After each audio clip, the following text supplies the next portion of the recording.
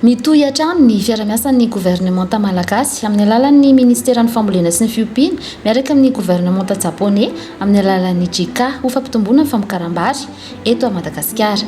Misy nitetika safivary nanaovana fanadihadiana sy fikarohana karazam-bary vaovao izay aparika eto amin'ny firenena ka nahitana fahombiazana sahady.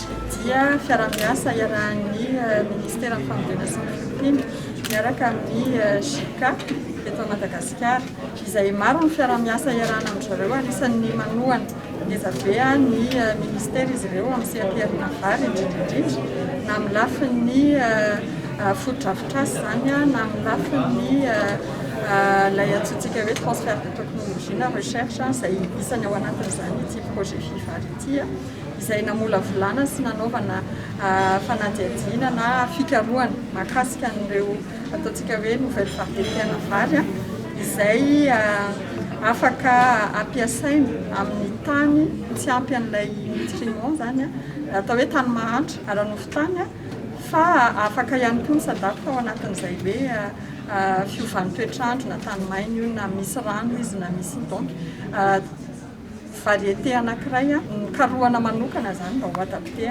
aty amin'ny faritra ny haut plateau indrindrindrindra eto Madagasikara. Anisany zava-baovao nety nitetikasa ny teknika mpambolena vary pidaipinina, teknika tsotra mifanaraka amin'ny toe-tany tsy tena lonaka, afaka mifanaraka amin'ny fiovavan'ny toetry ny andro ary mora ampiasaina ireo mpamboly vary madinika izay sahirana amin'ny fahazahoana anam-pamokarana. Izany hoe teknika ahafana mampitombo voka-bary amin'ny tany kely otrikaina ary ihany koa mampihena ny fepitao-pambolena mahomby amin'ny tanimbary mangatsiaka. Miavaka araka izany ity teknika ity.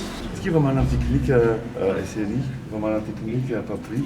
Izy ireny dia misy pakehana intrant na zezika amin'ny kilao maromaro vao mety. Fa ho ny olona tsy manana an'izay zany dia ity pedipine ity izay navoaka zareo dia fomba iray ahafahana mampitombo ny vokatra. Izany hoe rehefa nohony kely zany dia atsofoka ao anatin'le rano fotaka mampy phosphore, tsy dika phosphore le phosphate zany le izy dia iny zany mipetraka amin'le fakan'le vary dia tonga dia milobolobo le vary tonga dia matanjaka. Dia izay fatanjahan'le vary eo am-pendoa amin'izay no ahafahany mahazo tombontsoa anankiroa sady mifoy ny vanim-potoanan'ny velarana ny favokarany no ahitana koa tombontsoa amin'ny tambotra. Notanterahana ny 12 oktobra 2024 teny amin'ny hôtel Colbert ny fivoriam-ben'ny komity mpitantana ny tetikasa sy ny fifanaovan-tsiny teo amin'ny ministéran'ny fambolena sy ny fiompiana sy ny JICA tamin'ny fanolorana ny fitaovan'ny tetikasa ho an'ny ministera. Ity tetikasa fivary ity moa dia natomboka tamin'ny taona 2024 ary farana ny taona 2024 ka notanterahana tao amin'ny faritra Vakinakaratra, Analamanga ary Alaotramangoro.